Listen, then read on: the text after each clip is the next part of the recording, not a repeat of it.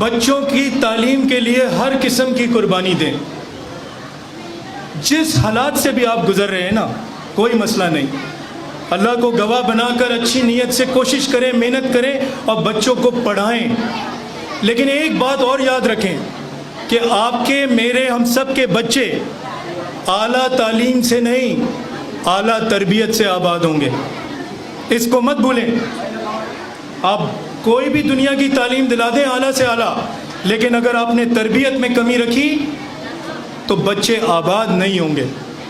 تو بچوں کو آباد کرنا ہے تو اعلیٰ تعلیم کے ساتھ اعلیٰ تربیت بھی دینی ہے.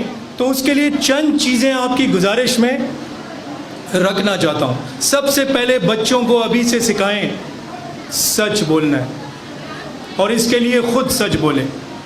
بچے ماں باپ کا عکس ہوتے ہیں، جیسے شیشے میں عکس نظر آتا ہے، بچے ماں باپ کا عکس ہوتے ہیں. جیسے ماں باپ ہوں گے ویسے بچے بنیں گے. بچوں کے رول ماڈل سب سے پہلے اس کے ماں باپ ہوتے ہیں. تو آپ خود سچ بولیں، اور بچہ اگر غلطی کرے اور اس کو انکریج کریں، اس کو موٹیویٹ کریں کہ وہ سچ بولے، اپنی غلطی مانے ابھی سے. یہ گھر کے اندر یہ ماحول بنانا بہت ضروری ہے. دوسری چیز، بچوں کو ادب سکھائیں، آداب سکھائیں، تمیز سکھائیں.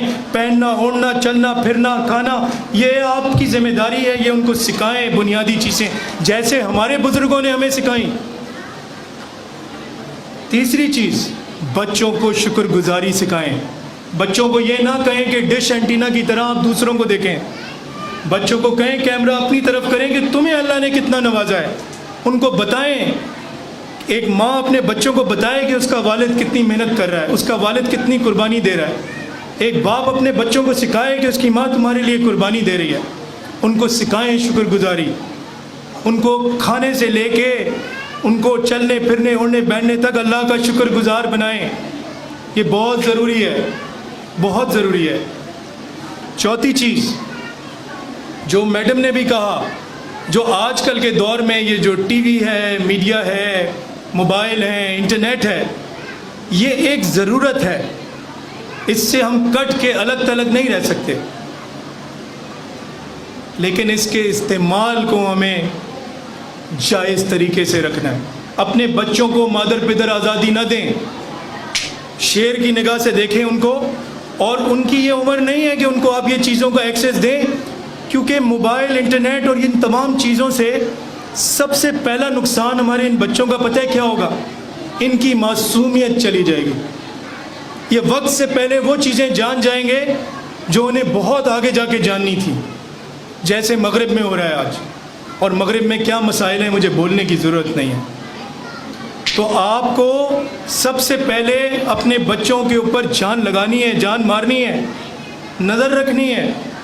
ان کو مادر پدر آزادی نہیں ہے. ان کو بتائیں کہ جب تک آپ میرے ڈپینڈنٹ ہو، آپ خود اپنے پیروں پہ کھڑے ہو کر زندگی میں کمانے کے قابل نہیں ہوتے، وہاں تک آپ کو ماں باپ کی سننی پڑے گی. یہ آپ کی بات نہیں، یہ رب کا حکم ہے. اللہ کہتا ہے بچوں سے کہ ماں باپ کی اطاعت کرو. صرف ایک صورت میں ماں باپ کی بات نہ سنو، اگر وہ شرک کا کہیں، ورنہ صرف اور صرف اطاعت ہے. پانچویں چیز جو میں آپ کو بتانا چاہتا ہوں، ہمارے بچوں کو نقصان اور تباہی کے لیے سب سے بڑی چیز جو آج کل ہمارے معاشرے میں ہے وہ نشہ ہے. یہ گٹکا ہے، یہ سگریٹ ہے، یہ نشے کی چیزیں مل رہی ہیں. نظر رکھیں کہ آپ کے بچے کن سے دوستی کر رہے ہیں، کہاں اٹھ بیٹھ رہے ہیں، کہاں جا رہے ہیں. یہ آپ کی ذمہ داری ہے. اللہ آپ سے پوچھے گا کہ آپ نے ان کی تربیت صحیح کیوں نہیں کی. مجھ سے بھی پوچھے گا، میں بھی ایک باپ ہوں. یہ ہم سے سوال ہوگا روز قیامت. اور شاید اگر ہم اس میں فیل ہوئے تو ہماری جتنی بھی نیکیاں ہوئی، جتنی بھی عبادت ہوئی، اس ایک بات کی وجہ سے ہمارے لیے شرمندگی کا باعث ہو. تو اپنے بچوں پر نظر رکھیں. ایک اور چیز جو آخری چیز میں بتانا چاہتا ہوں، بچوں کے دلوں میں محبت کا، بھائی چارے کا، امت کا، انسانیت کا بیج بوئیں. نکالیں یہ تعصب کو، نکالیں یہ فرقہ واریت کو، نکالیں یہ لسانیت کو. زبان کے نام پر سب بھائی ہیں. اس ملک میں رہنے والے سارے پاکستانی ہیں، کلمہ پڑھنے والے سارے مسلمان ہیں. ہمارے پیارے نبی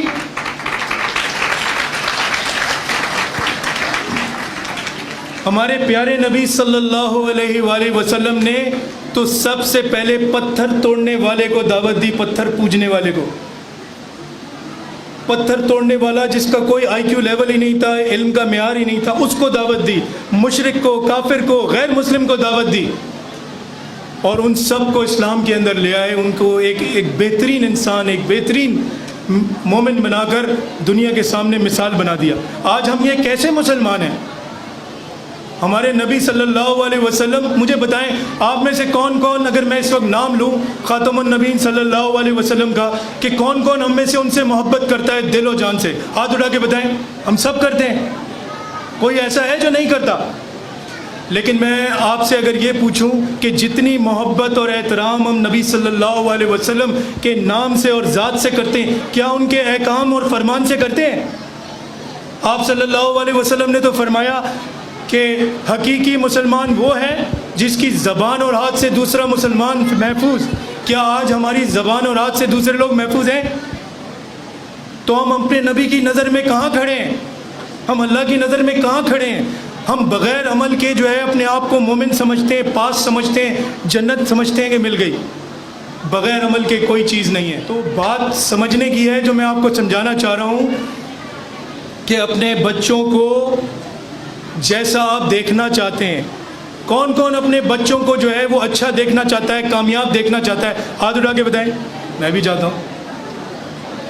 تو جیسا آپ اپنے بچوں کو دیکھنا چاہتے ہیں، سب سے پہلے آپ خود ویسے بن جائیں. اپنے گھروں میں ماحول بنائیں.